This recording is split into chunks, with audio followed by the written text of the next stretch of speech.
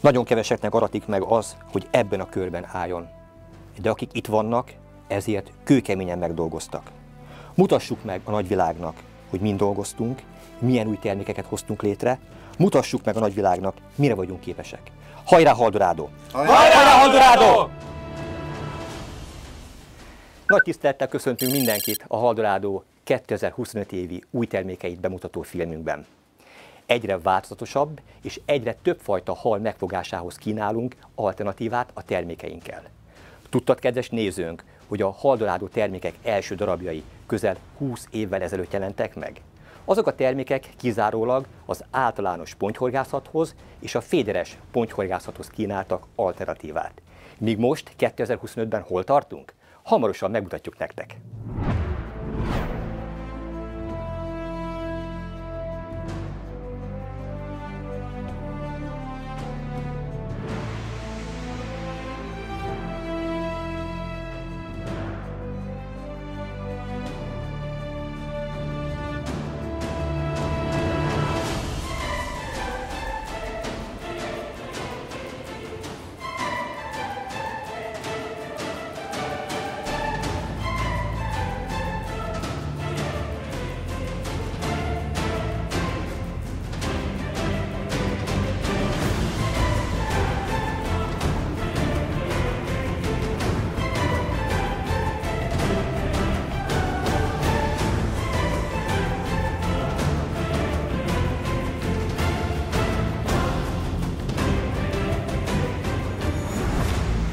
A termékpalettánk legnagyobb részét még mindig az általános pontyhorgászathoz és a metodféder horgászathoz fejlesztett csalogatóanyagok és csalik teszik ki.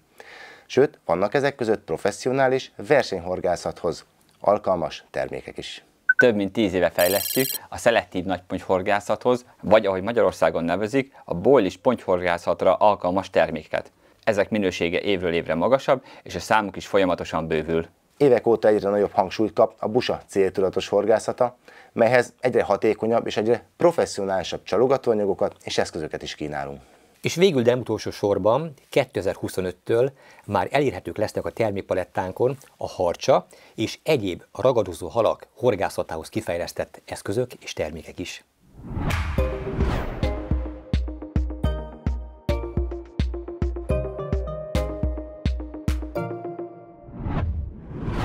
Én személy szerint e termékek fejlesztésével, tesztelésével, próbálgatásával töltöttem a legtöbb időmet a 2024-es évben.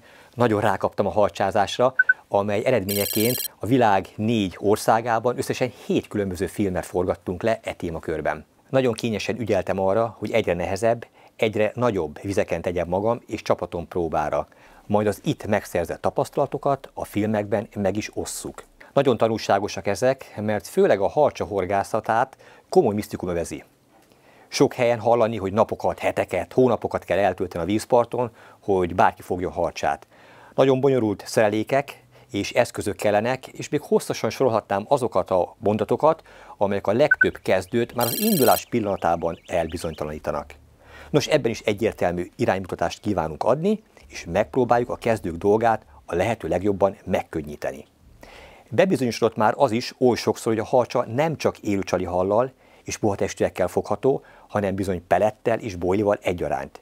És ez nem csak Spanyolországban, az Ebro folyón eredményes, hanem Európa más országaiban, így Magyarországon is. Itt vannak immár végleges formájukban azok a harcsás csalogatanyagok, peletek és bojlik, amelyeket viszont már egy korábbi filmemben, a Peletes harcsahorgászat óhaton címmel bemutattam.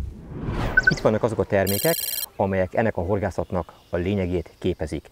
Ezek azok a csalogatóanyagok, amelyekkel céltudatosan etetve harcsát lehet fogni. Mielőtt ezek bemutatására részletesen rátérnék, eszembe jutott egy gondolat. Bizonyára többekben felmerül, hogy végre sikerült harcsát fognom ezzel a módszerrel is, és már is a szakértője, sőt egy komplett termékcsalád gazdája lettem. Hogy lehet ezt ilyen gyorsan abszolválni? Na most az én fogásom az tulajdonképpen csak pont az íre, a jéghegy csúcsa, ugyanis egy ember egy ilyen termékcsalád kifejlesztéséhez és végül forgalomba hozatalához nagyon kevés. Örülök annak, hogy én magam is tudtam végre tényleg hitelt érdemlően megmutatni nektek azt, hogy lehet ezekkel a termékekkel halat fogni, de Elsőként, akinek köszönettel tartozom, aki talán legtöbb munkát tette bele, az pont a korábban már megismert Zalkodi András barátom, aki elsőként tesztelte és próbálta ezeket a termékeket, illetve jó néhány olyan kevésbé ismert teszthorgásszal és tógazdával együttműködve próbáltuk meg a végső összetételét, oldódás idejét és méretét kitalálni ezeknek a termékeknek, amelyek a magyar körülmények közepette talán a legjobban működhetnek. Most tartunk azon szinten, hogy végre van egy bázis, van egy kiindulási alap, itt vannak ezek a termékek, amelyek most már végre elmondhatom, hogy sok szép harcsa kifogásához segítették hozzá azokat a horgászokat, akikkel együttműködök. Melyek ezek konkrétan? Harcsabojlik és harcsa peletek. Valamint az előtérben látható csalizó furt peletek és lebegő pop-up csalik. Ezek a termékek két különböző ízesítésben kerülnek forgalomba, amelyek összetevőiket, illetve ízesítésüket tekintve elég jelentős különbséget mutatnak. Az első az a Halibut Extra, míg a másik az a Liver és a Monster Crab. A Liver az ugye a május összetevőket, míg a Monster Crab az alapvetően az ízesítést, aromázást jelenti. A Halibut Extra attól válik extrává, hogy nagyon nagy mennyiségű természetes halolajat tartalmaz, ami a vízben mint egy jeladó működik, és itt viszont semmilyen mesterséges vagy szintetikus aromát nem tettünk sem a peletekhez, sem pedig az ugyanígy elkészített bojlikhoz. Az etető peletek két különböző méretben, 24 mm, míg a nagyobb 28 mm-es átmérővel kerülnek forgalomba, és ezek 5 kg-os gazdaságos nagy kiszerelésben és 1 kg-os kiszerelésben is elérhetők lesznek.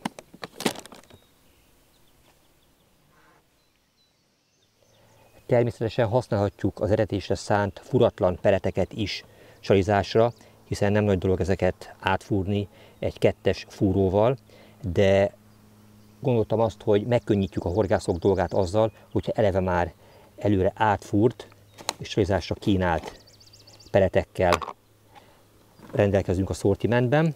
Ebben a dobozkában található peletek már előre fúrtak, így nem véletlenül kapták a húgpelet megnevezést, ez is megkönnyítve a horgászok dolgát, mert tulajdonképpen csak fel kell fűzni a hajszalőkére, és már mehet is a horgászat.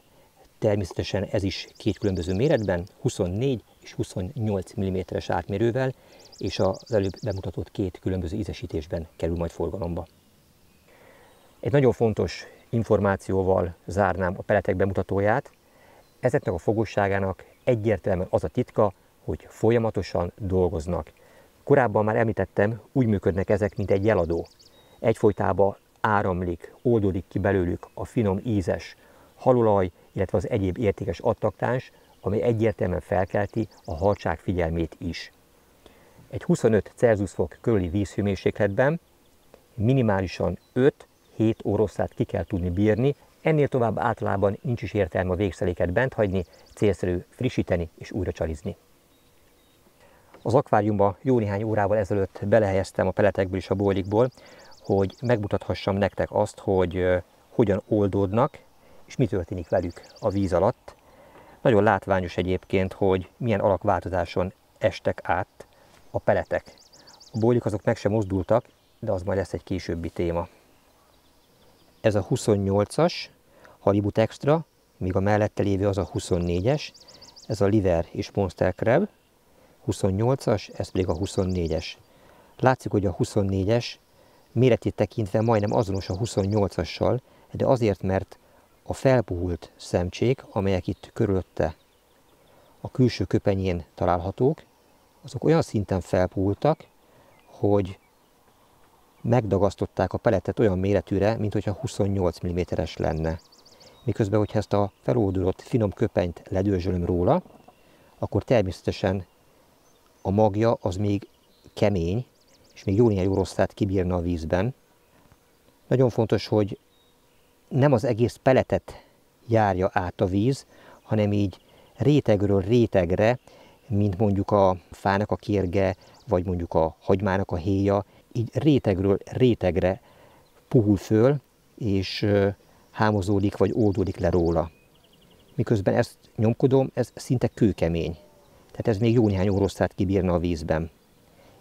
És hangsúlyozom, ez a kisebbik, a 24 mm átmérőjű pelet. Míg a másik, a nagyobb méretű 28-as, azt kifejezetten erősen kell dörzsölnöm ahhoz, hogy a külső kérgét azt le tudjam szedni. Tehát ez még sokkal keményebb, masszívabb, persze hát nagyobb méretű csali. Sokkal tovább a vízben marad, és kifejti csalogató hatását. De látszik, hogy ez a pár szempelet, konkrétan 4, milyen szinten bezavarosította a vizet. Látszik, hogy mennyire tartalmas, mennyire attraktív mindegyik. És most gondoljatok bele, hogy ha ebből bekerül néhány kilogramm a mederfenékre, az milyen hatással bír a környéken lévő halakra, és főként a harcsákra.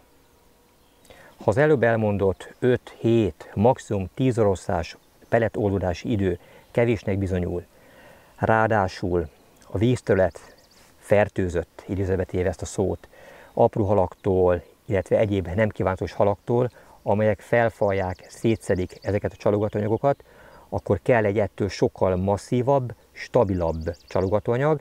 Na, ekkor jön el az ideje a harcsabojliknak. Ezek a bojlik is 2 különböző ízesítésben, Halibut Extra és Liver & Monster Crab változatokban kerülnek forgalomba, és hasonlóképpen, mint a peletek, 2-2 különböző méretben, 24 és 30 mm-es változatokban lesznek majd elérhetők. Összetevőiket tekintve tulajdonképpen mondhatom azt, hogy teljes mértékben azonosak, viszont ezek kaptak egy olyan kötőanyagot, amely során az oldódási idejük minimum 24, de akár 48 óra is lehet. Így ezek használatával azt gondolom, hogy sokkal nyugodtabban ülhetünk a botjaink mellett, bízva abban, hogy előbb vagy utóbb egy nagy harcsa megtalálja. Miközben az eltelt pár órahosszában a peletek külső felülete jelentős mértékben felpuhult, leoldódott, ezzel szemben a bojlik szinte ugyanolyan kemények maradtak, mint amikor kivettem az acskóból. Ez persze nem jelenti azt, hogy nem dolgoznak, csak sokkal, de sokkal lassabban, mint a peletek. A sor végére maradt 2 extra nagy felhajtóerővel rendelkező, 28 mm átmérőjű vérző pop-up csali. Ezek ízesítése pont ugyanaz, mint a bojliké és a peleteké. Miért van szükség ezekre a nagy felhajtóerővel bíró pop-up csalikra? Miért szeretik ezt a harcsák? Hát azért kérem szépen, mert egyértelműen előbb tudunk kapást elérni a nagy, nehéz pelet csalik használata során is, hogyha azok ki vannak könnyítve, hasonlóképpen, mint a pontyhorgászatban. Ráadásul ezek ugye rendkívül intenzív ízűek és aromájúak, és megfestjük a körülöttük lévő vizet. Egyetlen egy kényes kérdés maradt talán már csak hátra. Vajon hány kilót kell ezekből a peletekből és bojlikból beszórni, hogy végül legyen esélyünk harcsákat fogni? Nyilvánvalóan nincs 2 egyforma vízterület, nincs egyértelmű recept, és nem tudom azt hajszálpontosan megmondani, hogy ebből mondjuk 8 kilót, ebből pedig 2 kilót kell beszórni, és akkor garantáltan tudtok vele fogni egy 30 kilós harcsát. Az én tapasztalatom az, hogy amikor nullából kell felépíteni egy horgászhelyet, akkor minimum naponta 10, de inkább 20 kg peletet és bojlit vegyesen be kell szórni. Az arányok azok úgy szoktak összeállni, hogyha mondjuk felbontok 2 zacskó peletet, ilyen nagyméretű peletet, akkor az ugye 10 kg-ot tesz ki, ehhez 1, maximum 2 kg bojlit szoktam hozzákeverni. Hogyha sok a zavaró apró hal, akkor ez fele-fel arányban kell, hogy történjék, mert akkor van esély arra, hogy a később odaérkező termetesebb halak, a harcsák, azok még találkozhassanak ezekkel a csalogatóanyagokkal. Célszerű egyébként a méreteket is, azaz a 24 és a 28 mm-es peletet, illetve a 24 és 30 mm-es bojlit is keverni. De nyilván nagyon az elején vagyunk ennek még Magyarországon, viszont minél többen fogják ezt majd használni, minél több hasznos információ jut el hozzánk is, annál több hasznos tapasztalatot tudunk majd nektek is visszaadni, hogy még eredményesebbek lehessetek ebben a harcsázó módszerben is.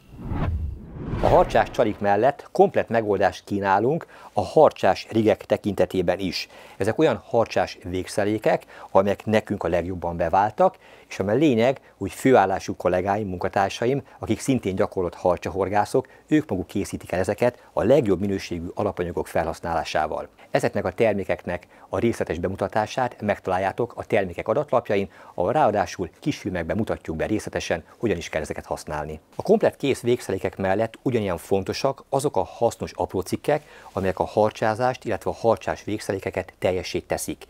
Ezekben is egyébként majd komoly szortiment fog a rendelkezésetekre állni. De jelen pillanatban csak egyet tudok megmutatni, amely a szakítós panolós végszerékek egyik legfontosabb alkotó eleme, amely egy nagyon erős 100 kg szakítószilárdságú 3-as forgó. A népszerű főzsinórjaink köre 2025-től a harcsázáshoz igazított méretekben is elérhetők lesznek, ezek kellően vastagok és erősek.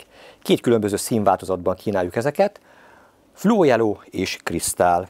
A Fluo Yellow az a fluó sárga zsinór, amely kifejezetten az éjszakai horgászatok során biztosít jó láthatóságot, míg a Crystal az egy áttetsző, víztiszta zsinór. Ezen zsinórok vékonyabb méretei, mondjuk a 60-as, 70-es méretek, a pontyhorgászatban is jó szolgálatot tehetnek extrém nehéz terepen, előtét zsinórként, mert kagylóállók, dőzsállók, szóval ez mindennel megbirkózik.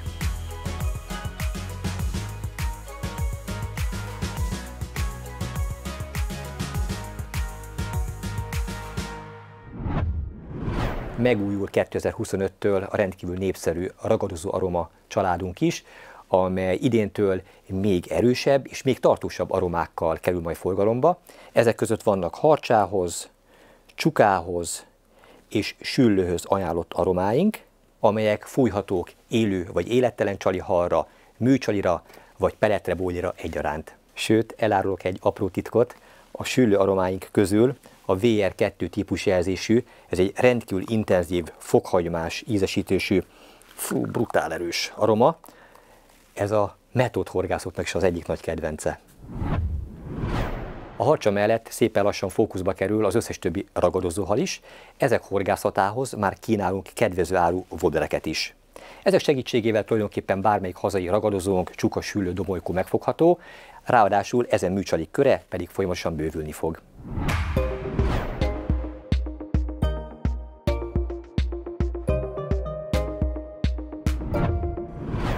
Folytassuk a sort a 2025-ös év nagypontyos bomba újdonságával, a Krill Force termékcsaláddal. A csomagolás talán már ismerős lehet a filmjeinket figyelemmel kísérő nézők számára, de a név az talán újdonságként hathat. Bármennyire is rutinosak és tapasztaltak vagyunk, időnként követhetünk el mi is hibát. Ez a termék, például a Tiszatavi filmünkben, még Strategy jelölést és márkanevet kapott. Nem akartunk belekeveredni egy véget nem érő és talán értelmetlen jogi vitába, és hiába hoztuk mi volna forgalomba a Haldorado Strategy márkanéven ezt a termékcsaládot, mint később kiderült, a szóösszetétel egyik fele védett. Ezért esélyt sem adunk arra, hogy értelmetlen jogi procedúrába belekeveredjünk, ezért még a termékek forgalomba kerülése előtt megváltoztattuk a teljes komplett termékcsalád nevét Krill Force-ra. Az itt látható termékeknek köszönhetjük életünk vadvízi horgászatát, ahol egy túr alatt 5 20 kg feletti pontyot sikerült fognunk a Tiszatavon. Hihetetlenül jó érzés volt ezt megélni, és a sok nagy testű hal visszaigazolta, hogy van értelme a munkánknak, van értelme a sok befektetett energiának, ugyanis ennek a termékcsaládnak a kifejlesztésében nem csak mi hárman vettünk részt, hanem a teljes, komplett Haldorado nagypontyos csapat. És erre 2 évet szántunk. Nagyon fontos kihangsúlyozni, hogy kizárólag a termékek neve változott. Az összetétele azonos azzal, amin az elmúlt 2 évben dolgoztunk, és a Tiszatavon is eredményesen használtuk. Benő tegyük kicsit konkrétabbá a termékbemutatót, nézzük meg, hogy a család mit tartalmaz. Kérlek, segítsenek a bemutatásában. 3 különböző ízvilágra bontottuk ezt a termékcsaládot, melynek az alapja egy nagyon magas hallisztet és krillisztet tartalmazó termékcsalád, aminek az ízesítését esetenként egy kicsit tovább fokoztuk. Az első csoport, amit Tomi előtt látható, ez a Krill Natur nevet viseli. Nevéből adódik, hogy ez egy natur, ízesítetlen változat, ami 100%-ban természetes összetevőkből áll. Középen látható a Krill Indian Spice termékcsoport, aminek az alapja tökéletesen megegyezik a Natur Krill-lel, Viszont egy szintén természetes alapanyagokból álló indiai fűszerkeverékkel tettük ezt még hatékonyabbá. Nem mellesleg ez a csalink működött a legjobban a Tisza-tavon is. Érdekesek ezek a fűszerek, amelyek ugye azt gondolnánk, hogy csak az emberekre vannak hatással, de hát számos alkalommal bebizonyosodott, hogy a nagypontyokra is. És az sem mindegy, hogy mondjuk egy indiai fűszerkeveréket használunk a csali ízesítésére, vagy egy hot spice, vagy egy teljesen más jellegű, intenzív paprikás, csilipaprikával felturbózott, nagyon-nagyon csípős fűszerkeveréket, és ugye ezzel együtt el is érkeztünk a család harmadik tagjához, amelynek a neve Krill Hot Spice. Ugye nagyon fontos és hangsúlyos, hogy fűszer és fűszerkeverék között is van különbség. Mint említetted, ez a változat a legcsípősebb, köszönhetően nagy mennyiségű csili paprikának, amit ez a csali tartalmaz. Ennek egyébként nagyon jótékony hatása van a nagy pontyhorgászatban, ugyanis távol tartja a boilitól a zavaró apró halakat és a törpeharcsákat. Mindhárom ízvilág 4 különböző méretben lesz elérhető. 16, 20, 24 és 30 mm-es változatokban. A két kisebb méret, a 16 és a 20 mm-es változatok hideg vízben, vagy az óvatos, raffinált pontyok esetében kínálnak tökéletes megoldást, míg a nagy ágyuk, a 24 és a 30 mm-es változatok az igazi, szelektív nagypontyos horgászatban lehetnek kiváló választások. Nagyon fontosnak tartom, hogy beszéljünk arról is, hogy amellett, hogy ezek a termékek rendkívül magas minőséget képviselnek, akkor válnak igazán hatékonnyá, hogyha megfelelő stratégiát alkalmazva használjuk. Még egyértelműbben, minden esetben az alap a Natur Krill változat, amelyet mind etetésre, mind csalizásra használunk.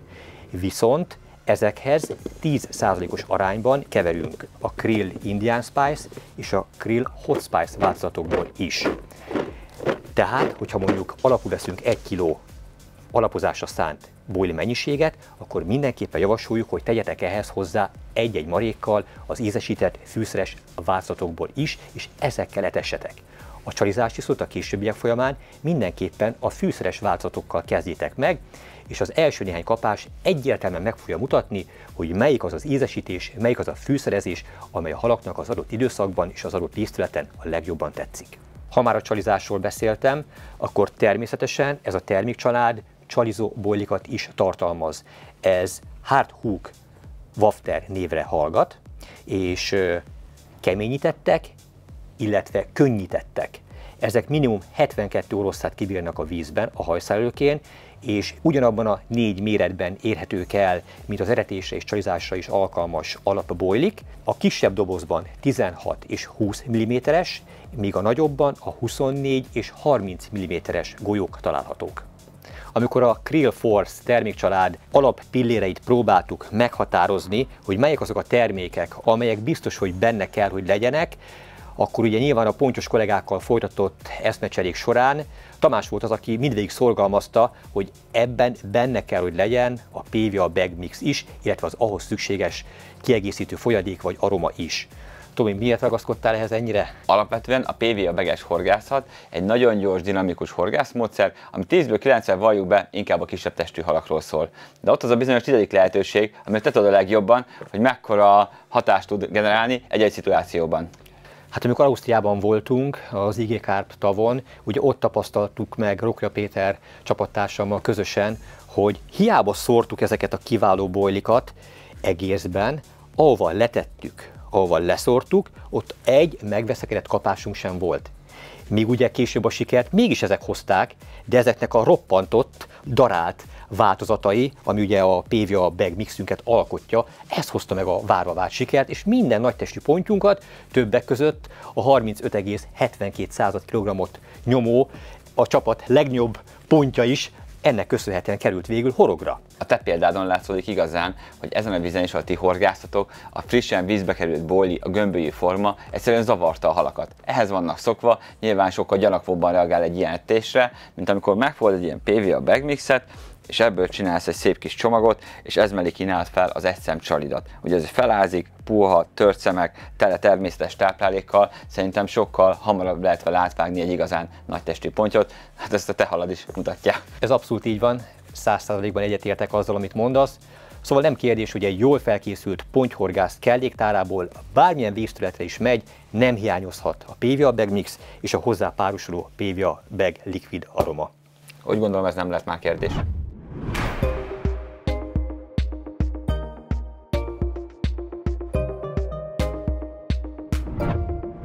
Évek óta töretlen sikere van a Monster termékcsaládnak, ezek 2024-től egy új taggal bővültek, mely a Monster Hard Boilie névre hallgat.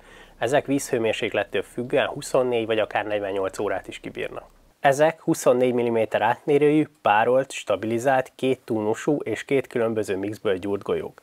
Így előfordulhat, hogy egyik fele sós, a másik édes vagy hallisztes, míg a másik fele szénhidrátos. Nagyon különleges ízharmóniát adnak ezek a nem megszokott állagú boilik. Nagyon jól fogadták ezeket a horgászok, nagyon sok pozitív visszajelzést kaptunk a nagypontyhorgászoktól is. A családalapító Monster Magnum csalik különlegessége, hogy a belső kemény főzött magot egy nagyon attraktív, oldódó külső burok veszi körbe.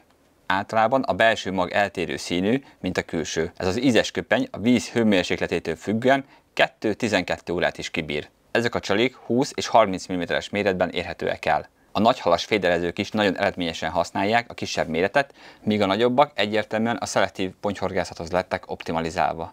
A népszerű és fogós ízek mellé 2025-től egy új kombináció társul, mely nem más, mint a tonhal és szúnyoglárva.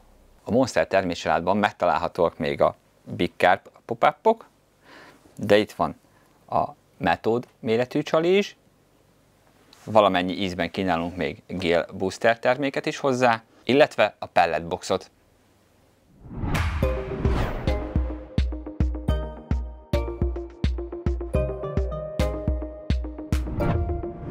Az elmúlt évben került forgalomba az itt látható Max Motion boilies termékcsalád, amely alapját a már korábban évek óta jól működő boileink adták, ezeket továbbfejlesztettük, és új, a kornak megfelelő dizájnos csomagolásba hoztuk forgalomba. Nem árulok el nagy titkot azzal, hogy a Haldorado kínálatában található több különböző boilies termékcsaládból toronymagasan a Max Motionből adtuk el a legtöbbet. És volt ennek két húzó íze, amely némi túlzással letarolta a piacot, az egyik az a Champion Corn, a másik pedig a spanyol mogyoró volt, amelyek főleg vadvízi környezetben, vagy akár egy átlagos egyesületi tavon is kiválogatták a nagy pontyokat.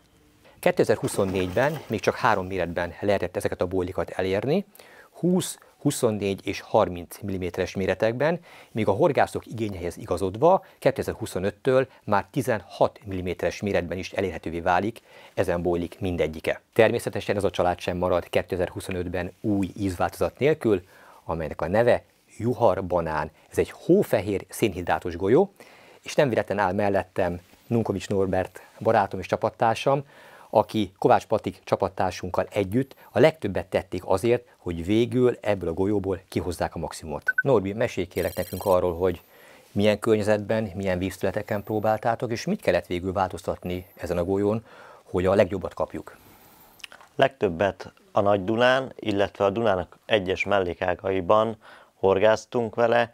Amikor először a kezünkbe vettük ezt a golyót és horgáztunk vele, rendkívül gyors volt ez a golyó.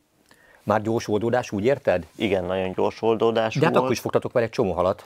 Fogtunk, igen, de sokat nem bírt a hajszál előkén. Hát igen, ami folyvízi környezetben nem túl előnyös. Meddig kellett ezt keményítenünk, hogy végül a legjobbat kapjuk?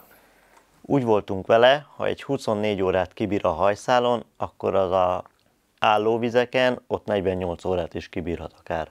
De viszont ne feledd, ugye ezt mesélted, vagy meséltétek nekem, hogy pont azzal, hogy ilyen attraktív a golyó, és ugye oldódás közben fehér füstöt ad, talán pont ez adja a rendkívüli fogósságát. Ez is szerepet játszott benne, de nem tudtunk vele szelektálni.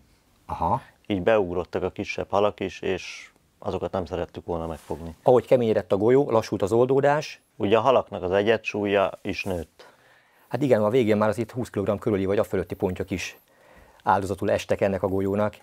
Milyen vízhőmérséklet mellett vált bennetek a legjobban? Tavasszal a felmelegedő vízben Patriknak volt egy brutális jó 2 hete. Ott rengeteg 15 kg feletti pontyot sikerült fognia, aztán jött az áradás. Hát az tönkretette a horgászatot, mert hát a Duna tulajdonképpen házhoz jött, nem kellett sokat sétálni. A nyáron, mikor optimális lett a vízállás, onnantól kezdve aztán robbant ez a csali. Hát emlékszem, a Duna bármelyik szakaszára mentetek, vagy bármelyik mellékákban horgásztatok, hát mindenhol elképesztő méretű halakat sikerült vele fogni, és ugye az volt egy érdekes tapasztalat, ezt többször mondtátok, hogy nem kellett túlságosan sok időt várni, tehát ugye általában az első, második, de maximum a harmadik éjszaka megjött a túra legnagyobb hala. Mi lehet ennek az oka? Én úgy gondolom, hogy a csalinak a gyorsasága illetve intenzív aromája és illata miatt. Aha, az, ami oda húzta már minden a környékben lévő legnagyobbakat is. Ősszel ez meddig működött szerinted? Mi az a vízhőfok, amíg érdemes ezzel próbálkozni? 15-16 fokos vízig érdemes vele horgászni. Aha, tehát a lehűlt hidegvizekben ez már nem ad halat, vagy nem eredményes. Nem voltam sikeres vele. Jó, hát akkor egyértelmű, hogy főként a felmelegedett és a nyári időszakban érdemes ezzel próbálkozni. Így van. Ez az új íz természetesen minden termékcsoportban megtalálható, meg is mutatom ezeket. Ezek a felsősorban látható nagy tasakos bojlik, amelyek piros címkét kaptak, long life bojlik, ami azt jelenti, hogy párolt, stabilizált bojlik, amelyek 24-48 órát vízhőmérsékletétől függően kibírnak a vízben. Mint ahogy korábban már mondtam, ez 4 különböző méretben, 16, 20, 24, és itt a dobozban 30 mm-es méretben elérhető.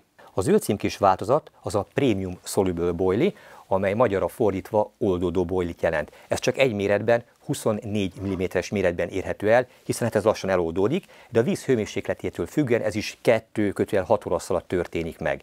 Ami viszont mindkét termékcsaládra, tehát a Premium Soluble oldódó bojlira, illetve a Long Life bojlira igaz, hogy etetésre és csalizásra is egyaránt használható. Egy ilyen modern és széles termékpaletta természetesen tartalmaz csalizó bojlikat is. Ezek közül, amit kiemelnék elsőként, azok a nagy felhajtóerőjű pop-up csalik, de vannak mérsékelt felhajtóerővel rendelkező ballansz csalik is.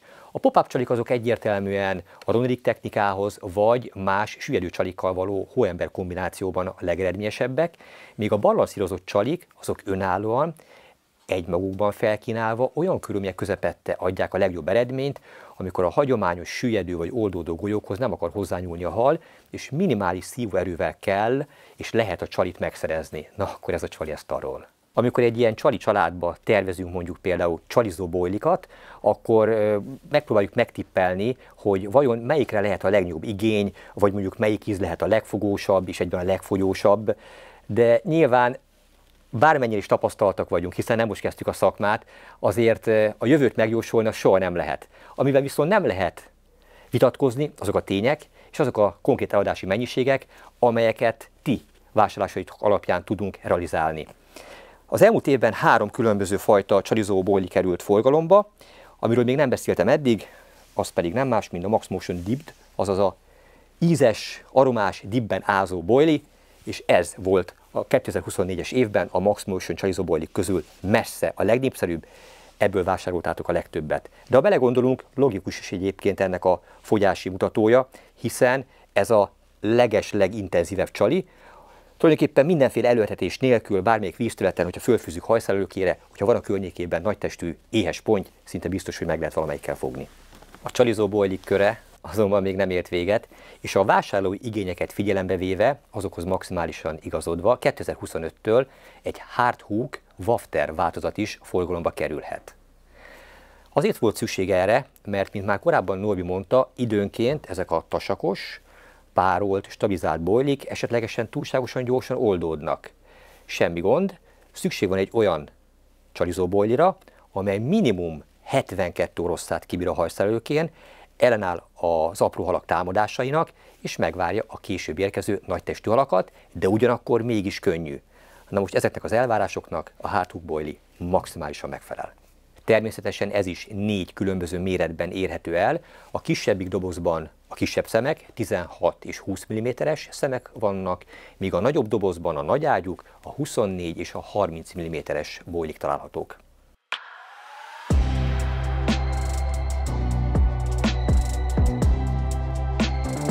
Ez a tökéletes Wafter definíciója, nem? Igen. Hogy a vízzel azonos súlyú és megáll benne.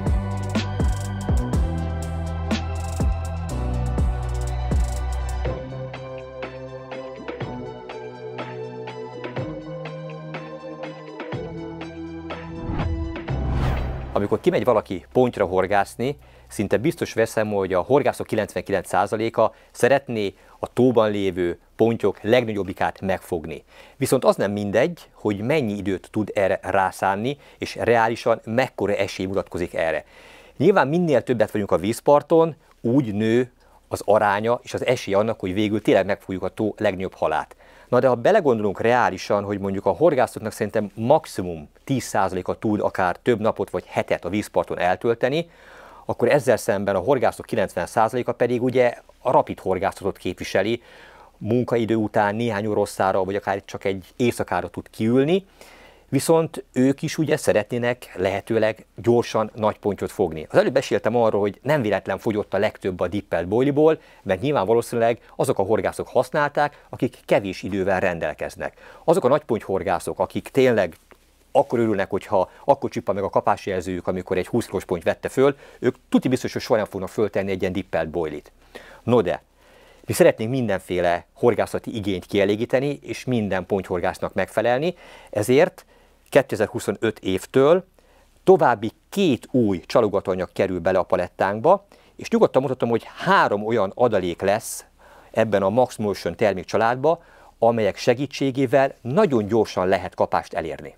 Az első ilyen a pontypaszta, amely gyúrható ólomra, vagy különböző csali kombinációkra. Természetesen ez is a meglévő 7 különböző ízesítésű boilinghoz maximálisan passzol, és ugyanazokban az ízekben, aromákban lesz elérhető. A modern pontyhorgászat elképzelhetetlen manapság a PVA-beges technika nélkül, amely népszerűsége lassan vetekszik a metódféder horgászat népszerűségével. Ezt azon keresztül tudjuk lemérni, hogy a különböző méretű PVA-beg olmokból 1000 szám adunk el mi is. Na most, hogyha erre ekkora igény van, akkor nem kérdés, hogy ebben a termékcsaládban helye van a PVA-beg mixeknek. Ezek ugyanazokban az ízekben, aromákban érhetők el, mint a népszerű boiljaink, de ha rátekintünk ezekre a termékekre, akkor jól látható, hogy ezek nem pusztán színes, ízes mikropeletek, hanem vannak mellettük még különféle őrlemények és roppantott boilik is, amelyek egy megfelelő csalival párosítva nagyon gyorsan adhatnak eredményt. És végül, de nem utolsó sorban, ha már ezt a sokat emelgetett gyors pontyhorgászatot akarjuk kimaxolni, akkor használjunk hozzá aromát. A kínálatunkban ezek is megtalálhatók, ezek a nagy kiszerelésű kárpszirup aromák, amelyek ízesítése tökéletes összhangban van a boiljaink ízesítéseivel, ezek jól használhatók magvak és boilik extra aromásítására. Míg hogyha PVA-beg mixeket szeretnénk extra módon aromásítani, akkor pedig ezekhez ajánlom a PVA-beg likvideket.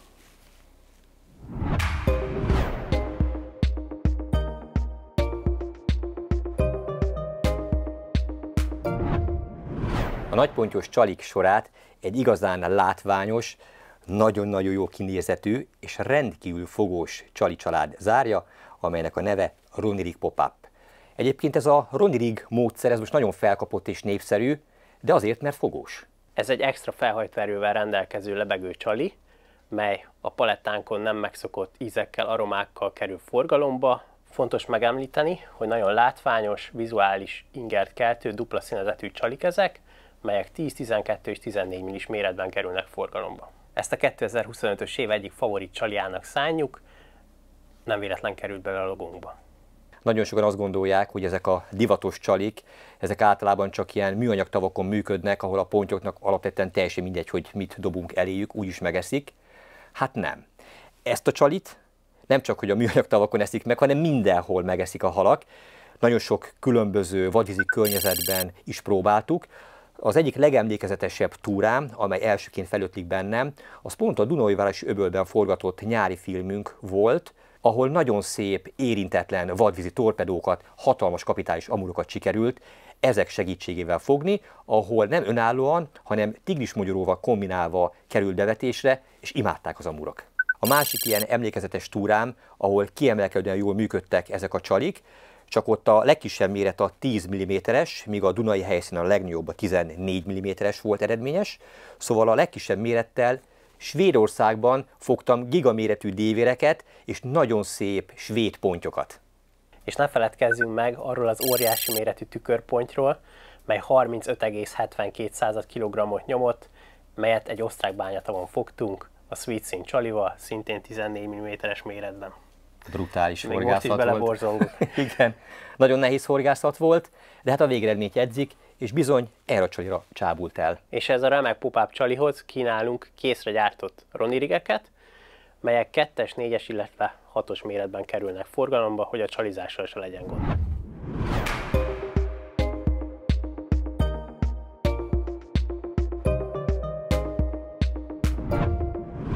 Talán az már megszokott, hogy a Haldorado programjában a féderes apró cikkek és kiegészítők különféle kosarak évről évre megújulnak, és olyan alternatívát kínálnak, amelyek segítségével még egyszerűbb a horgászat metodikája. De nem szeretnénk lemaradni a nagypontyos fronton sem, így igyekszünk minél érdekesebb és értékesebb apró cikkekkel, kiegészítőkkel minél szélesebb körűvé tenni a meglevő palettánkat. Az apró cikkek mellett azonban most már nem csak a féderes vonalon tudunk tulajdonképpen komplett megoldást kínálni, amely jelenti azt, hogy tudunk megfelelő minőségű és erősségű botot, orsót, főzsnort és minden egyebet adni, hanem ez most már adott a nagypontyos vonalon is. Büszkén mutatom be a 3 különböző erősségű boilis botunkat, nagypontyhorgászathoz kifejlesztett botunkat, az ezekre alkalmas orsókat, a hozzájuk megfelelő zsinórkapacitásra rendelkező dobokat, elektromos kapásjelzőket és swingereket.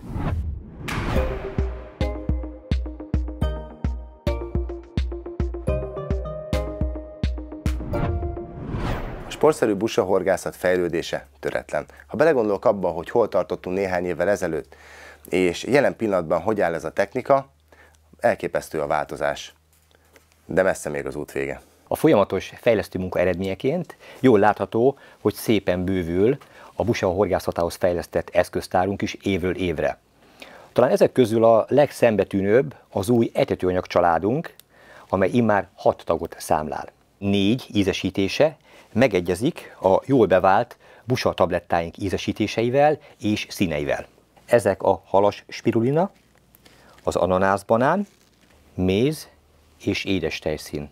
A család 5. tagja, a Big River busa névre hallgató etetőanyag tulajdonképpen ugyanaz, mint amely már évek óta korábban kapható volt, és nagy sikerű fogós etetőanyagunk, de mivel ugye a teljes komplett család megújult, így nem volt kérdés, hogy ő is új tasakot kap. Viszont aki a régi etetőanyagot keresi, az ilyen néven megtalálja. Fontos kihangsúlyozni, hogy ez az 5 etetőanyag a hagyományos úszós és fenekezős horgászathoz lett kifejlesztve, amikor tulajdonképpen nagy gombócokkal, nagy mennyiségű etetéssel kell a busákat a horgászhelyünkre csalogatni.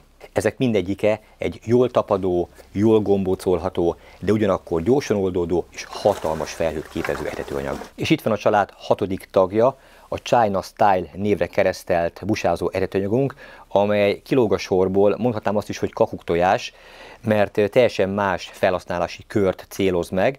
Egyébként ezt az etetőanyagot használtuk a szegedi medencés kikötőben való spitzbotos busahorgászatunk során, ahol bebizonyítottuk azt Sipivel közösen, hogy kis mennyiségű csalogatanyaggal, egy speciális kisméretű kosárral, mindössze 1-2 kg bejuttatásával is hatékonyan lehetett busákat fogni.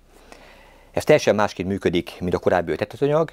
Ez egy baromi drága, de nagyon jó minőségű alapanyagokból készült kaja, amely sokkal gyorsabban oldódik, és teljesen másként süllyednek, lebegnek a szemcséi, mint a korábbi etetőanyagoknak. Nagyon érdekes, és a kísérletező kedvű busahorgászoknak jó szívvel ajánljuk. Ha már ennél a nem hétköznapi etetőanyagnál tartunk, akkor nagyon fontos megemlíteni azt, hogy ennek a felkínálásához komplett rendszert is kínálunk, és ez itt látható előttem. A Sensitive Silver Carp és Hard Silver Carp névre keresztelt spitzbotos úszók úgy vannak összeállítva, hogy akár ilyen szedben is megvásárolhatók, így minden úszóhoz egy megfelelő méretű kis spirálkosárka tartozik, amely méretben és teherbírásban megfelelő az adott úszóhoz. Ezzel komplett spitzbotos végszeléket lehet elkészíteni, amelyek akár busázás, akár nyáron afrikai harcsahorgászat során is bevethetők, sőt, még finom pontyhorgászat során is nagyszerűen lehet őket alkalmazni. De nem csak spitzbotos horgászat során lehet ezeket az úszókat használni, hanem akár úgymond nádipontyozás vagy mezsbotos horgászat alkalmával, és bátran lehet őket felszerelni. Nagyon sok komplett megoldást kínálunk, de természetesen tudjuk azt is, hogy sokan vannak, akik szeretnek otthon kísérletezni, és számukra tettük elérhetővé ezeket az önálló kis spirálkosarakat, melyel bárki otthon olyan végszeléket barkácsolhat, amelybe ő saját maga bízik. Ez van S, M, L, XL és XXL méretekben. Szerintem nyugodtan mondhatom, hogy amikor elkezdtünk ezzel foglalkozni, úttörőnek számított ez a komplett kész végszerelé, amit mi kínáltunk, hiszen az első modellek már több mint 3 éve vannak forgalomba, és nagyon gyorsan kedvelté váltak, és nagyon sok szép halat fogtak vele a felhasználók. Így aztán egyértelművé vált számunkra, hogy érdemes ezt tovább gondolni, és ezt a technikát továbbfejleszteni, Míg nem elértünk most már odáig, hogy 5 különböző változat érhető el a kínálatunkban. Van a víz közti dupla esélyváltozat, amelynek az a specialitása, hogy egyszerre lehet használni etetőanyaggal és tablettával is. Van a víz közti etetőanyagos változat, van víz közti busa tablettával használható változat, a következő a felszíni etetőanyagos változat, és a sort zárjuk a felszíni tablettás változattal. Jól látható, hogy ezek mindegyike prémium minőségű felszerelés és komplett végszerelék, azonban tudjuk azt, hogy egyre többen szeretnek busára horgászni, így aztán elkészítettük ezeknek az úszóknak az úgymond gazdaságosabb változatát, hogy minél többen tudják kipróbálni a busa horgászatot. Kétféle változatban kínáljuk ezt a pénztárcabarát megoldást. Van olyan, amelyiket tablettával és etetőanyaggal is lehet használni, és van olyan, amelyiket etetőanyaggal. Mint látható, ezek is komplett végszerelékek, és az úszó mellett van a csomagban komplett etetőkosár, távtartó, és természetesen előkötött horogelőke is. Az itt látható busa tabletták a tavalyi évben kerültek forgalomba, elérhetők gyors és lassú oldódású változatokban. Ezeket a már említett úszókkal lehet hatékonyan használni, de a tavalyi évben egy olyan fenekező végszereléket is forgalomba hoztunk, amellyel a hideg időben és sekély vízben nagyszerűen lehet horgászni busára, már akár kora tavasszal is. Ezek a mederfenéken történő busahorgászatot egyszerűsítik le jelentős mértékben, elérhető 75, 100 és 125 g-os változatokban.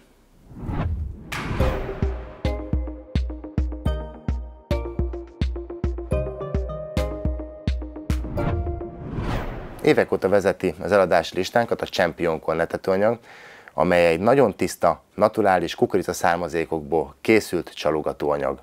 Egyik különlegessége, hogy a speciális gyártástechnológiának köszönhetően minden egyes szemcséje még szárazon is a mederfenékre süllyed.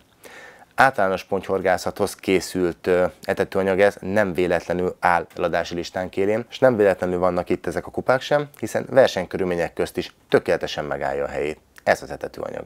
Ennek az etetőanyagnak 2025-től 2 méltótársa is lesz, az egyik a Black, míg a másik Extra Pellet névre hallgat. A Black az főleg a hideg, hűlő és letisztult vizek meghorgászására alkalmas.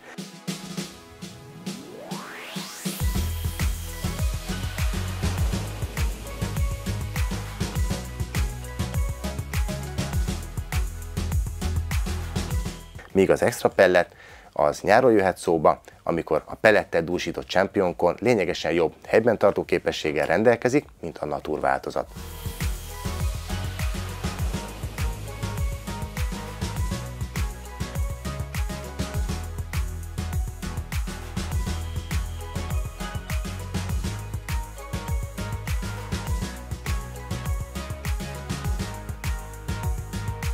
Az eredetit, Champion Corn pedig immár Original néven találjátok meg a kínálatunkban.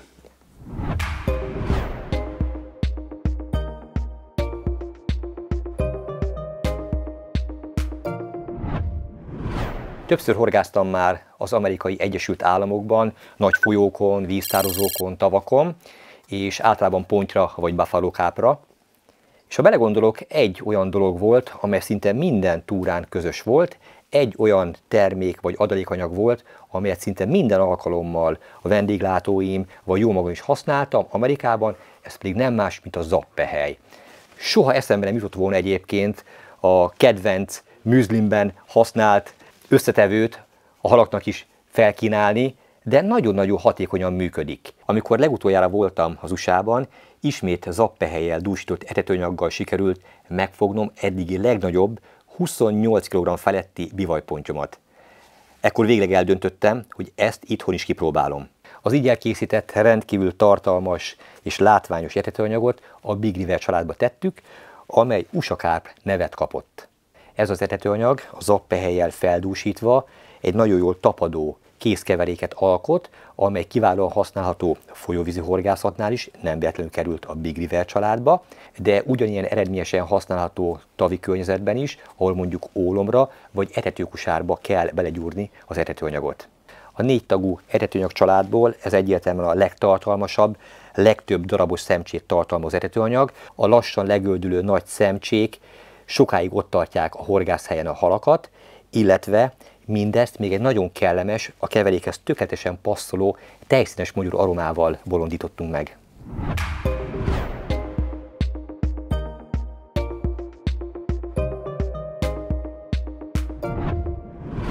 A nagy kiszerelésű, kedvezőáru etetőanyagaink népszerűsége továbbra is töretlen, ami nem véletlen, hiszen például folyóvizeken vagy nagyobb kiterjedésű tavakon komolyabb mennyiségre van szükség ahhoz, hogy a halakat a horgászhelyünkhez tudjuk csalni, és ott meg is tudjuk őket tartani. Ehhez tökéletes alapot kínál a Bázismix termékcsalád, amely immár 2025-től 7 különböző ízváltozatban érhető el. Ezek mindegyike kiválóan használható önmagában, vagy más etetőanyagokkal, aromákkal kombinálva is.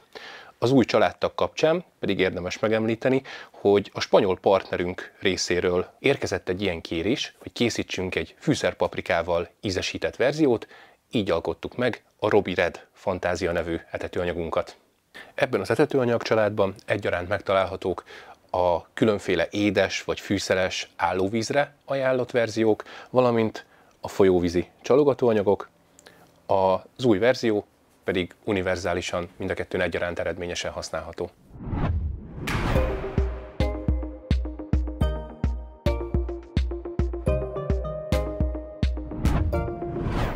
A nyári csalogatóanyagaink ásza sok-sok éven már a Fermentix termékcsoport, amely a felmelegedett vizek egyértelmű favoritja. Népszerűségének 2 rendkívül egyszerű oka van.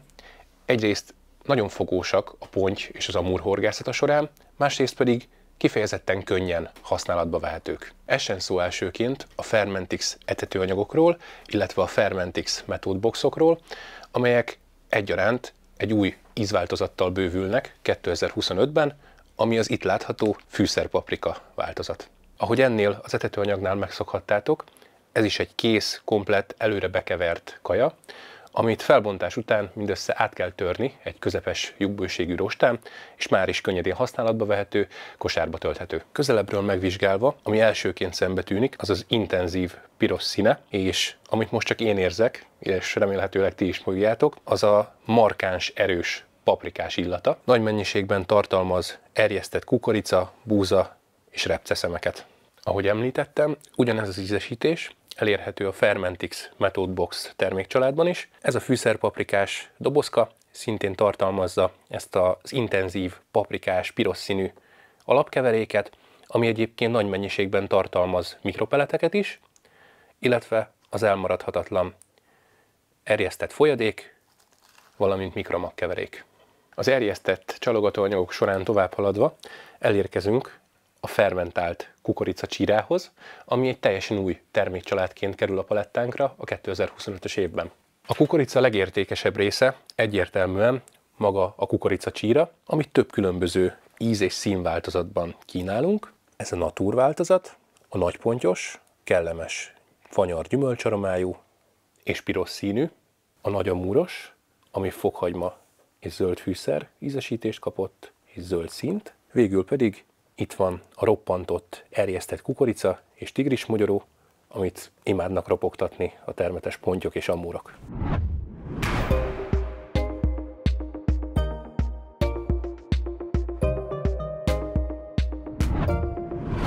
Biztosak vagyunk abban, hogy a Roni Rig pop-up csalikat azok is szívesen kipróbálnák, akik metód végszerelékkel vagy pellet féder kosaras végszerékkel horgásznak, de még a 10 mm-es változatnak is olyan nagy a felhajtó ereje, hogy azt a csalit vagy le kell súlyozni, vagy akkor a horgot kell feltenni, amit a finomabb horgászok már csak ritkán alkalmaznak. Éppen ezért alkottuk meg ugyanazokban az ízekben a For Body Wafter termékcsaládot, amely wafter, tehát mérsékelt felhajtó erővel rendelkezik, és nem véletlenül kapta a For Body nevet, ugyanis itt egy tégelyen belül 4 különböző formájú és 4 különböző méretű csali található meg. Mindegyik csali dupla színezetű és rendkívül kellemes, intenzív aromával rendelkezik, éppen ezért nagyon attraktív.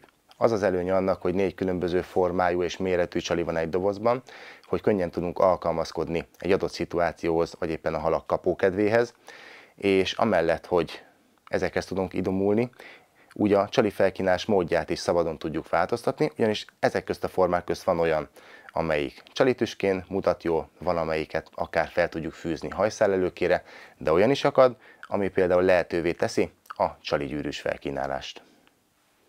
A 4 ízváltozat a Tropical Fruit, Hot Lava, Sweet Sin és Sea Monster.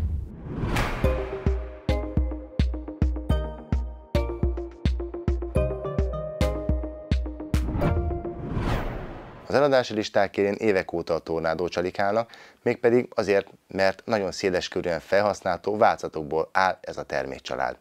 Elérhető ez maxi, pop-up, wafter és metod változatokban. Azonban nagyon sok felkérést kaptunk az ügyben, hogy szeretnének vásárlóink olyan változatokat, amelyek még attraktívabbak, még intenzívebb az aroma és a színkibocsátásuk, mégpedig olyan fogós ízekben ezeket, amelyek már bizonyítottak. Így 2025-től bővül ez a termékcsalád a smoke változatokkal, mégpedig Champion Corn és Red Devil ízesítésekben. A Champion Corn csalik sárga színűek, rendkívül kellemes édes kukorica ízt bocsátanak ki, és oldódás közben fluo zöld színt árasztanak. Míg a Red Devil változatok vöröses-barnás színűek, és oldódás közben vöröses színt árasztanak, valamint fűszeres csípős ízűek. Ahogy a termékcsalád többi tagja, úgy ezek is megtalálhatók mikropellet, etetőanyag, gél és spray formájában is a kínálatban. Ezek mindegyikkel rendelkezik a smoke tulajdonsággal, tehát extra felhőző képességűek.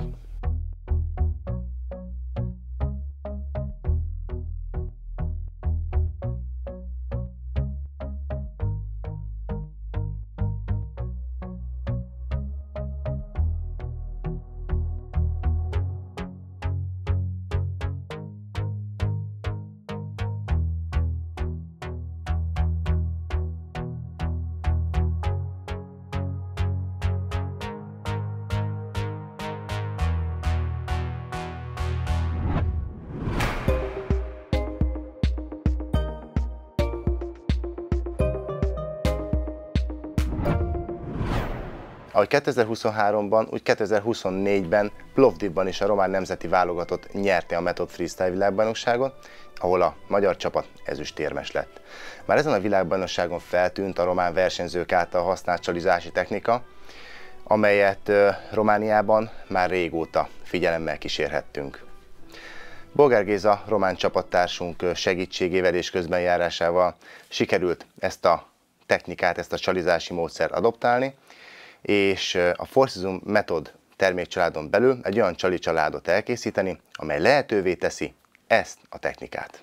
A Four Seasons Method pellet termékcsalád minden egyes tagja a Method horgászatot szolgálja, mint a pellet mix, a ground bait, az előre nedvesített pelletkeverék és a csalik, valamint aromák. A 2025-ben forgalomban kerülő Competition Wafter pontosan ugyanazokban az ízekben és színekben lesz elérhető, mint a már meglévő Method Pellet Wafter csalik. Ennek az 5 mm-es különleges formájú csalinak a használatáról és bemutatásáról már láthattatok filmet, hiszen a Method Suli 41. részében Bolgár Gézával, román Method csapatunk vezetőjével és Közép-Európa szerte híres horgásszal készítettünk közösen egy remek produkciót. Külföldi csapattagjainkkal a közös együttműködés termékfejlesztés terén már nem új keletű dolog. Ennek legékesebb példája a Four Seasons Method pellet termékcsalád, amelyet több európai országban élő és ott horgászó, ott versenyző horgásztársunkkal közösen dolgoztunk ki. Ezek a termékek akár hétköznapi horgászatok során, akár kifejezetten versenykörülmények közt is megállják a helyüket. Na de hogy miben is különbözik az ebben a dobozban található csali ettől a dobozban található csalitól? Ebben a filmben fog ez kiderülni, és részben Géza, részben pedig én fogjuk megválaszolni azt, hogy miért lett ez kifejlesztve, mi az apropója annak, hogy elkezdtünk dolgozni ennek az elkészítésében, és kiknek javasoljuk ezeket a pirinyó kis csalikat. Most az előket megkötöttük, minden szép és jó, viszont az előke használhatatlan, hogyha nincsen hozzá egy ilyen alkatrész, amivel majd a csalit rá tudjuk tenni erre a baitbandre.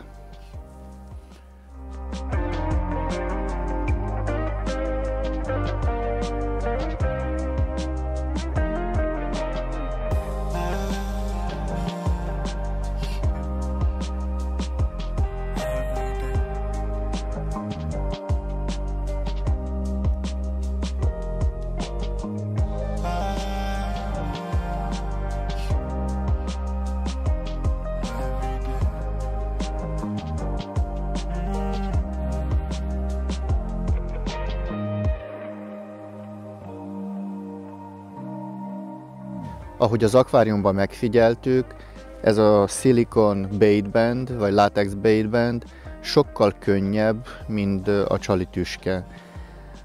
A vastag csalitüske szinte a fenéken tartja a csalit, a fine csalitüske az valamennyire megemeli a waftert, viszont ezt a latex baitbanddel csalizott waftert csak a horog tartja a mederfenéken.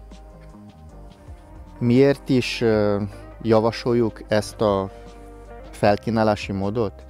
Én szerintem a hal, amikor nagyon érzékenyen táplálkozik, sokkal könnyebben fel tudja szippantani, és még akaratlanul is a horog a szájába kerül. Annak érdekében, hogy bárki számára könnyen elsajátítható legyen ez a rendkívül fogós új csalizási technika, kibővítettük a Spéci Metodik termékcsaládunkat. Ugye a Spéci Metodikek csalitüskével megkötött, használatra kész horogelőkék, ezek köre bővült most két olyan változattal, amelyeken nem csalitüske, hanem ez a kis szilikon gyűrűcske található. Ezzel könnyedén felcsalizhatók ezek a szuper új csalik.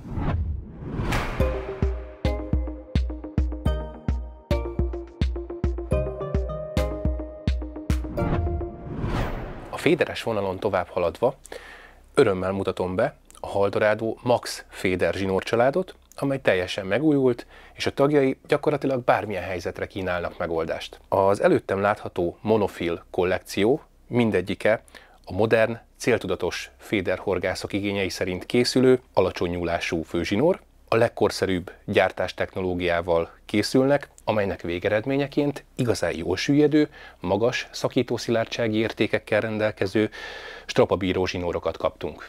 A zsinórszínek tekintetében is próbálunk alkalmazkodni az aktuális trendekhez, ezért ebben a repertoárban megtalálhatók a fekete, víztiszta, piros, kék vagy épp lila színű zsinórok egyaránt, így bárki a felszereléséhez igazíthatja őket, hogy még inkább összhangban legyenek.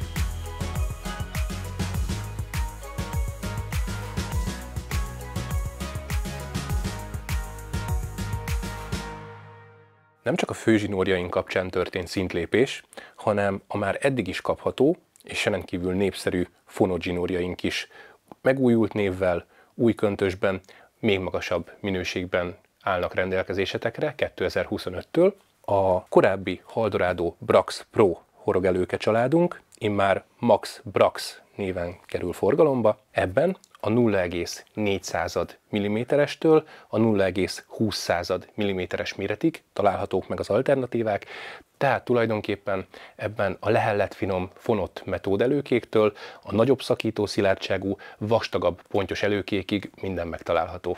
Népszerű fonott dobóelőke zsinórunk, a Brax Longcast, szintén megújult külsővel és még magasabb minőségben kerül forgalomba, immár Max Brax Longcast néven.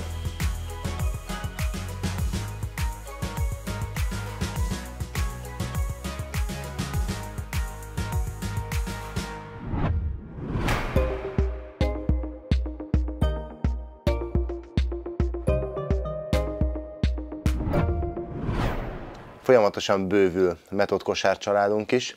Az itt látható Quick Change kosarak már 2024-ben egy komplett filmben bemutatásra kerültek, azonban jól látható, hogy a Dart kosaraink is bővülnek, méghozzá egy olyan változattal, amely az elődjétől eltérően nem fekete anyagból, hanem ilyen víztiszta anyagból készül, így a sekély, de áttetsző vízzel rendelkező tavak is meghorgászhatóvá válnak. Továbbá kiegészül ez a változat egy extra kicsi mérettel, ami lehetővé teszi a nagyon finom horgászatot is. Ennek az új kosárcsaládnak a neve Dart Pro Aqua. 3 különböző méretben érhető el a kínálatban, S, L és XL. Ahogy a Dart Pro, ugye a Dart Pro Aqua is megvásárolható önmagában, vagy setben, amelynek a tartalma 2 egyforma méretű kosár és egy hozzá tartozó töltőszerszám. Apropó, ha már töltőszerszámnál tartunk, akkor szeretnék mutatni egy igazi kuriózumot, amely Aroma Master névre hallgat, egy olyan töltőszerszám, ami megkönnyíti az aroma használatot. Ennek a töltőszerszámnak a specialitása az, hogy az alján egy kis dudor található, amely töltés során egy kis gödröcskét képez a gombócon. Már is mutatom, hogy hogy néz ez ki. Így meg kell vele tölteni a kosarat először. Itt ez a kis gödröcske rajta, amelybe bele lehet nyomni a gélállagú aromát, így az becsapódáskor nem fog a kosár felületéről leesni. Így. Ebbe belehelyezzük a csalit. Majd egy sima töltőszerszám segítségével még egyszer megtöltjük, immár kevesebb etetőanyaggal a kosarat. Így. Ennek köszönhetően az aroma nem csak hogy két réteg etetőanyag közé kerül, hanem bele abba a kis gödröcskébe, amelyből nem jön ki, és becsapódáskor nem szakad simán le a kosár felületéről, hanem mederfenékre süllyedés után ereszti ki a felső réteg az aromát, amely ott van egy kopacban rögtön a csali mellett.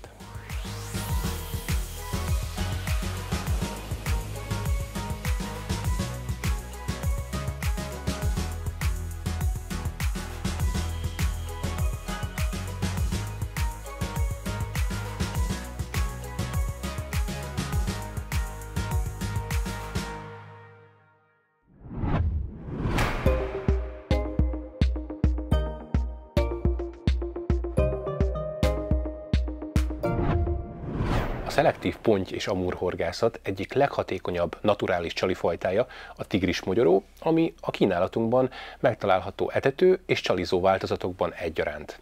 Az utóbbi kategória jelen esetünkben turbótigris névre hallgat, ami nem más, mint egy ízes, aromában ázó, csalizó tigrismogyoró. Ezek az üvegek vegyesen tartalmaznak normál barna tigrismogyorót és fekete XL-es tigrismogyorót. 2025-ben ez a csali család két új verzióval bővül, az egyik a csípős barack, míg a másik a Red Devil. Ezek a kemény csalik kifejezetten strapabíróak, remekül bírják az apró halak csipkedéseit, akár a törpeharcsákét is, használhatók önmagukban, de a legfogósabbak, hogyha egy nagyobb felhajtóerejű pop-up csalival kombináljuk őket, hajszál előkére fűzve.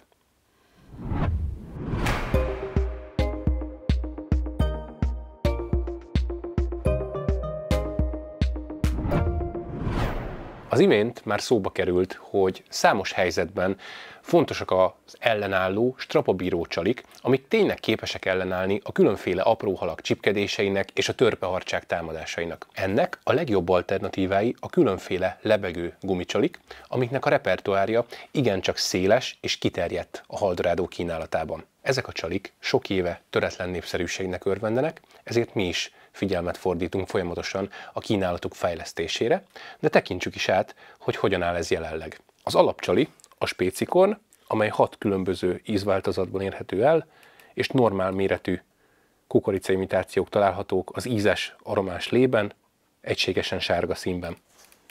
A következő a Blendex korn, amik szintén normál méretű kukoricaszemeket tartalmaznak, de különleges, feltűnő élénk színekben, szintén 6 különféle, ám de kevert ízváltozatban. Soron következik a Duplex korn. Ezen csalik esetében 2 normál méretű kukoricaszemet olvasztottunk össze, szintén 2 különböző színben és aromakombinációkkal. Az elmúlt évben debütált a Haldorádó Spécikorn Pop-up Sweet Corn, ami a többi csaliból lényegesen puhább, finomabb állagú, és nagyobb felhajtóerővel rendelkezik. Ez 2 méretben érhető el, 8 és 10 mm-es méretben. Következik a Spécikorn Mega, ami a normál méretű kukoricaszemeknek a 2,5-szerese, tehát jóval nagyobbak. Szintén 2 színben találhatók meg egy tégelyén belül, és 6 különböző ízverzióban.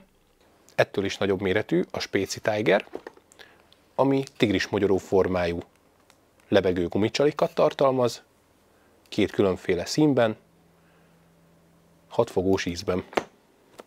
A finom szerelékes horgászok favoritjai a Spéci magot, ami gumicsontikat tartalmaz, sokféle színben, ízes, finom aromákban, és végül a Spéci Bloodworm, ami 2 különböző méretben, midi és maxi változatokban kapható. Ezek gyakorlatilag egész szúnyoglárva imitációk. Végül, de nem utolsó sorban, van egy folyamatosan megújuló gumicsali családunk, ami a Specicorn Mix Limited Edition. Ennek a különlegessége, hogy a vásárlói igényeket figyelembe véve minden évben megújítjuk és bővítjük egy olyan ízváltozattal, amire a legnagyobb volt az érdeklődés, és ez az újdonság mindig azt az ízesítést váltja föl, ami a legkevésbé volt kelendő. Ennek a csali családnak a különlegessége továbbá, hogy egyaránt tartalmaz normál és megaméretű kukoricaszemeket, különféle fogós ízalternatívákban. Nem véletlenül van a kezemben éppen a kiwi, hiszen ez az az ízesítés, ami idén kikerül, és ezt váltja föl palettánk egyik idei vezető aromája, a Red Devil. Ebben a típusban citromsárga, illetve piros színű kukoricák találhatók, normál és megaméretben, ahogy említettem.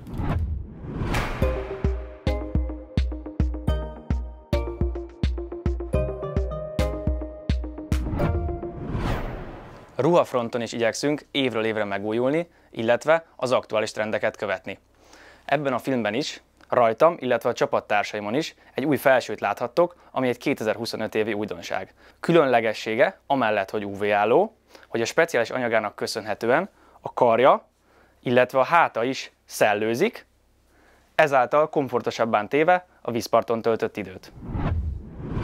A következő termék egy igazán komplex darab. Ez áll egy hosszú ujjú UV-álló pólóból, valamint egy maszkból, és még egy kapucnit is kapott. Ez egyébként egy baseball sapkával és egy napszemüveggel kiegészítve a legforróbb nyári napokon is tökéletes védelmet biztosít.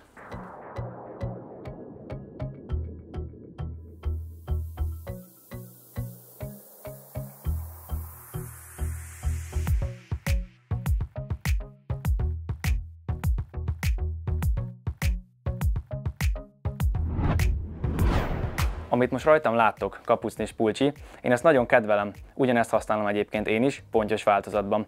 Viszont ahogy bővül a kínálatunk, úgy elérhetővé vált egy Haldorado Predator Catfish változat is, ami kiváló lehetőséget vagy opciót biztosít a pergető, illetve a harcsahorgászok számára az átmeneti időszakban.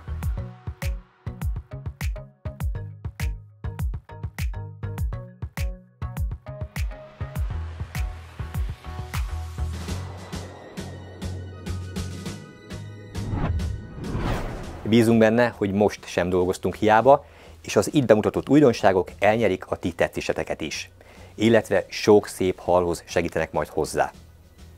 Gyakran elhangzó kérdés, hogy az itt látható újdonságok mikor lesznek megvásárolhatók, erre konkrét egyértelmű választ tudok adni. 2025. január 31-től egy akciós hosszú hétvégével indul a 2025 évi újdonságok forgalmazása, tehát január végén vagy február elején már meg tudjátok ezeket vásárolni, elsőként nálunk, majd a későbbiek folyamán a hazai és a külföldi viszontaló partnereknél egyaránt.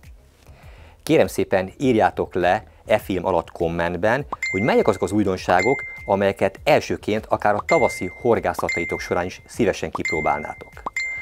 Ígérem, hogy legkésőbb márciusban 5 kommentelőt kiválasztok, akiket az általuk preferált új termékekkel fogok megajándékozni. És van ezen kívül még egy meglepetés ajándékcsomag, nem véletlen szorongatom a kezembe ezt a vödröt, ez egy igazán exkluzív termék.